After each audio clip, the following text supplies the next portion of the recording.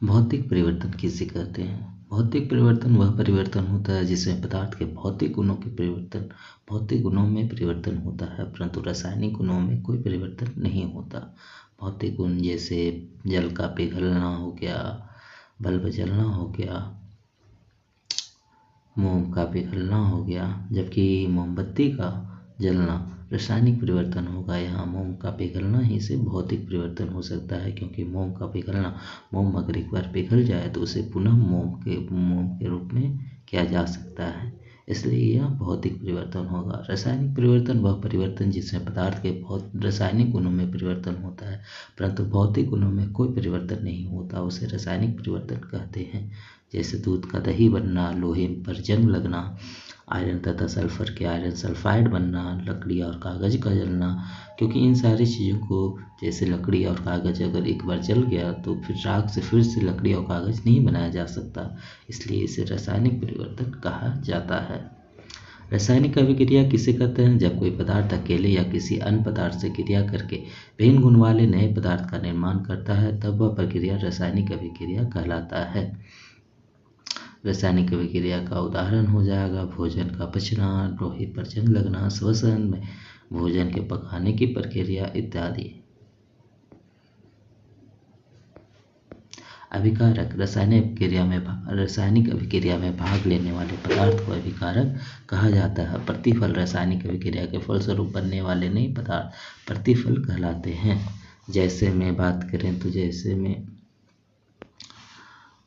Carbon C+O2 बराबर CO2, यहाँ अभिकारक पूछा जाए तो अभिकारक ये होगा, जबकि प्रतिफल पूछा जाए तो प्रतिफल इस तरफ का होगा, क्योंकि ये बनने में कार्बन तथा ऑक्सीजन मिल रहा है तब जाके कार्बन डाइऑक्साइड बन रहा है, तो ये प्रक्रिया होता है अभिकारक और प्रतिफल का।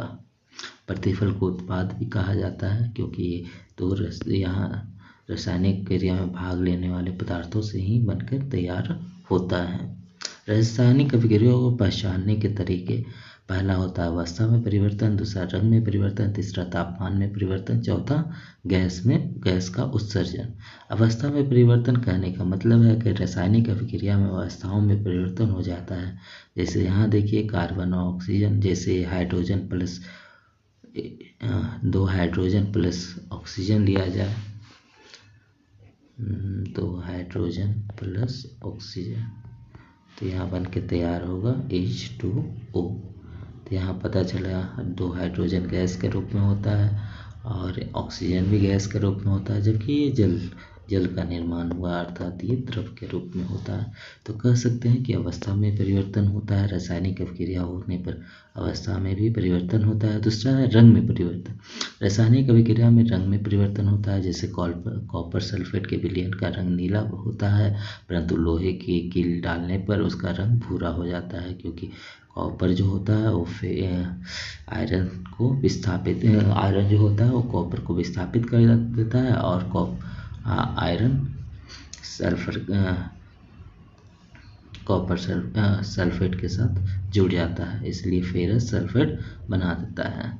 तापमान में परिवर्तन। रासायनिक अभिक्रिया में ताप में परिवर्तन होता है। तनु सल्फ्यूरिक अम्ल में दानेदार जिंक डालने पर पात्र गर्म हो जाता है, अर्थात अभिक्रिया में तापमान परिवर्तन हुआ है।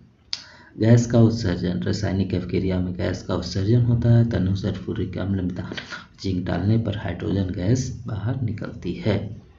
किसी भी रासायनिक अभिक्रिया को रासायनिक समीकरण के द्वारा दर्शाया जाता है। अभिकारक और उत्पादक के रासायनिक सूत्र को उनकी भौतिक अवस्था के साथ लिखते हैं। रासायनिक समीकरण में आवश्यक परिस्थितियां जैसे ताप, उत्प्रेरक आदि को तीर के निशान के ऊपर या नीचे दर्शाया जाता है।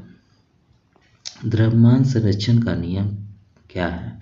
किसी भी रासायनिक अभिक्रिया में द्रव्यमान का न तो निर्माण होता है न ही विनाश होता है, अर्थात द्रव्यमान संरक्षित रहता है, इसे ही द्रव्यमान संरक्षण का नियम कहा जाता है। उत्प्रेरक किसे कहते हैं? वह पदार्थ जो रासायनिक अभिक्रिया में भाग नहीं लेता परंतु रासायनिक अभिक्रिया के वेग की दर को परिवर्तित कर देता है, उसे उत्प्रेरक कहते हैं। यह तीर के निशान के ऊपर लिखा जाता है। अभिकारक या क्रियाकारक, तीर के निशान उसके ऊपर उत्प्रेरक, जैसे ताप उत्प्रेरक का काम करेगा, सूर्य के प्रकाश उत्प्रेरक का काम करेगा, ये सब उत्प्रेरक होते हैं। रासायनिक अभिक्रिया के प्रकार, संयोजन या संश्लेषण अभिक्रिया वैसी रासायनिक अभिक्रिया जिसमें दो या दो से अधिक पदार्थ मिलकर नए पदार्थ का निर्माण करते हैं, संयोजन या संश्लेषण अभिक्रिया कहलाते हैं।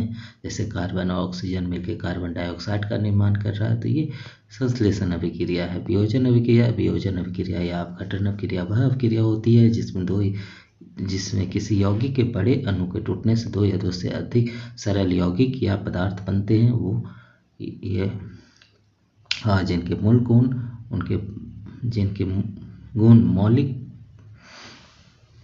गुण मूल यौगिक से के गुण से भिन्न होता है, वियोजन अभिक्रिया कहलाता है। जैसे CaCO3 काली चूना के टूटने पर क्या बनता है, CaO प्लस CO2 गैस है। अगला है रासायनिक समीकरण किसे कहते हैं। किसी रासायनिक समीकरण को संकेत सूत्र की सहायता से लिखना रासायनिक समीकरण कहलाता है। संतुलित रासायनिक समीकरण से आप क्या समझते हैं। संतुलित रासायनिक समीकरण वह है जिसमें समीकरण के दोनों ओर प्रत्येक तत्व के परमाणुओं की संख्या समान होती है। जैसे यहाँ देखा जाए तो Mg की संख्या, मैग्नीशियम की संख्या 1 है और हाइड्रोजन की संख्या 2 है। मैग्नीशियम 1 है, हाइड्रोजन 2 है और क्लोरीन भी 2 है, क्योंकि क्लोरीन के सामने 2 है इसलिए क्लोरीन भी 2 है। इसमें देखा जाए तो इसमें होगा मैग्नीशियम 1, क्लोरीन 2 और हाइड्रोजन भी 2, अर्थात दोनों तरफ संतुलित है, क्योंकि हाइड्रोजन की संख्या यहाँ भी 2 है और इस तरफ भी हाइड्रोजन की संख्या यहाँ भी 2 है और यहाँ भी 2 है।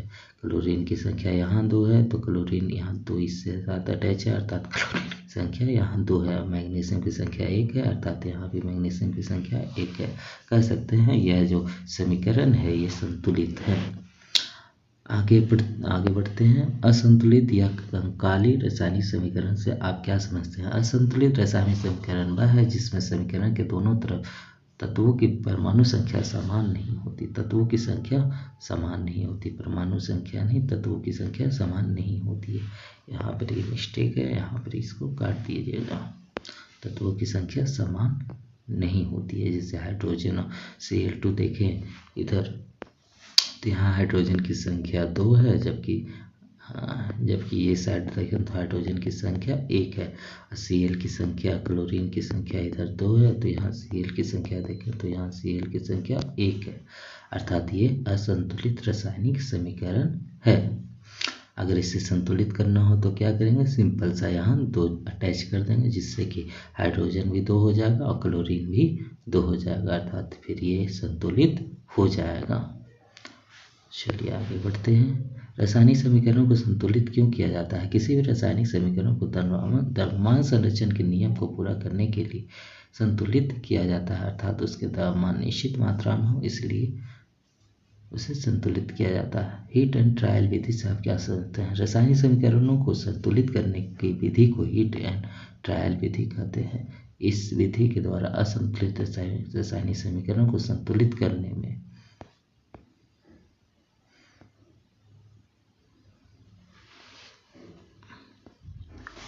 असंतुलित रासायनिक समीकरण को संतुलित करने में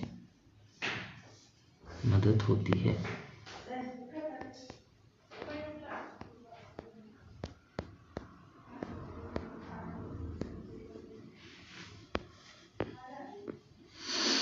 तीसरा हम ये पढ़ चुके हैं, ये पढ़ना है। ऊष्माक्षेपीय अभिक्रिया किसे कहते हैं। जिस अभिक्रिया में उत्पादन